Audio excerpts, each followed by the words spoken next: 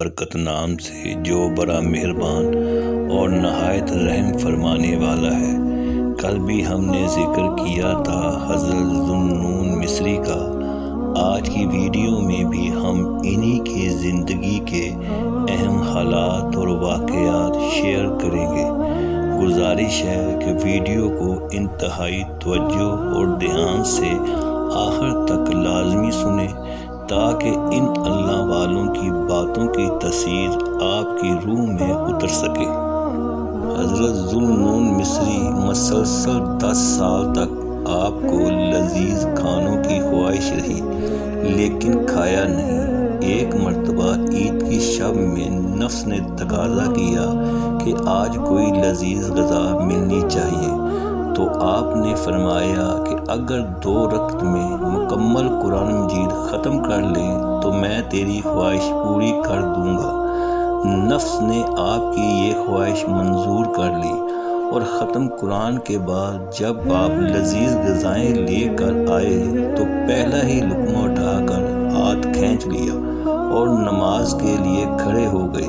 اور جب لوگوں نے اس کی وجہ دریافت کی تو آپ نے فرمایا، پہلے لقمے پر نفس نے خوش ہو کر کہا کہ آج سے 10 سال کے بعد تیری خواہش پوری ہو رہی ہے۔ چنانچہ میں نے لقمہ رکھ کر کہا کہ میں ہرگز تیری خواہش پوری نہیں کروں گا۔ لیکن اسی وقت ایک شخص عمدہ کھانے کی دیگ لیے حاضر ہوا اور عرض کیا کہ میں بہت مفلس اور بال بچوں والا ہوں، مگر آج میں نے صبح عید کی وجہ سے لذیذ کھانا پکوایا اور سو گیا۔ چنانچہ خواب میں حضور اکرم صلی اللہ علیہ وآلہ وسلم کی زیارت نصیب ہوئی تو آپ نے فرمایا کہ اگر محشر میں مجھ سے ملنے کا خواہش مند ہے تو یہ کھانا ذوالنون کو دے آ اور میرا یہ پیغام پہنچا دے کہ وقتی طور پر اپنے نفس سے صلح کر کے 1-2 لقمہ یہ کھانا چکھ لے۔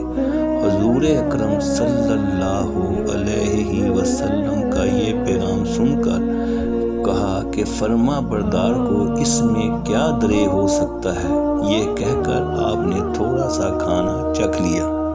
روایت ہے کہ ایک شخص اولیاء اللہ کو خطبی تصور کرتا تھا تو آپ نے اپنی انگوٹھی دیکھ کر فرمایا کہ اسے بٹیارے کی دکان پر 1 دینار میں فروخت کر دو۔ لیکن بٹیارے نے کہا، اس کی قیمت تو زیادہ مانگتا ہے، کچھ کم کر۔ پھر جب سنار کے یہاں پہنچا تو اس نے 1000 دینار قیمت لگائی، اور جب اس شخص نے پورا واقعہ بیان کیا تو آپ نے فرمایا، جس طرح بٹیارہ انگوٹھی کی قیمت سے آشنا نہیں، اسی طرح تم بھی مراتب اولیاء سے ناشنا ہو۔ جس وقت آپ بلند مراتب پر فائز ہو گئے تو لوگوں نے مراتب کی ناواقفیت کی بنا پر آپ کو زندیق کا خطاب دے کر خلیفہ وقت سے آپ کی شکایت کر دی۔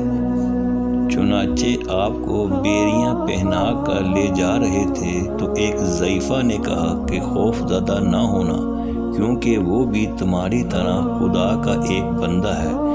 اس وقت راہ میں ایک بشتی نے آپ کو پانی سے سیراب کیا اور اس کے صلے میں جب آپ نے اپنے ایک ساتھی سے کہا اس کو 1 دینار دے دو، بہشتی نے عرض کیا کہ قیدیوں سے کچھ لینا بزدلی کی علامت ہے۔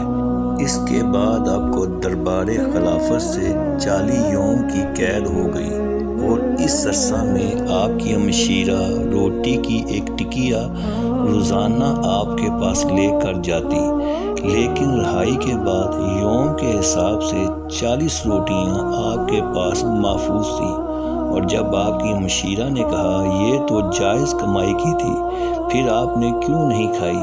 تو آپ نے فرمایا کہ چونکہ داروغہ جیل بدنیتی قسم کا انسان ہے، اس لیے اس کے ہاتھ سے بھجوائی ہوئی روٹیوں سے مجھ کو کراہٹ محسوس ہوئی۔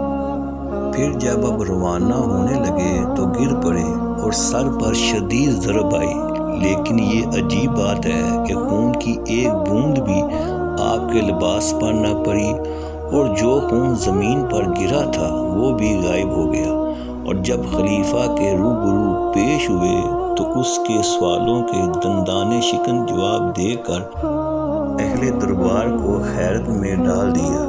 چنانچہ خلیفہ نے آپ کے دست مبارک پر بیعت کر لی اور نہایت اعزاز و اکرام کے ساتھ آپ کو مصر رخصت کیا۔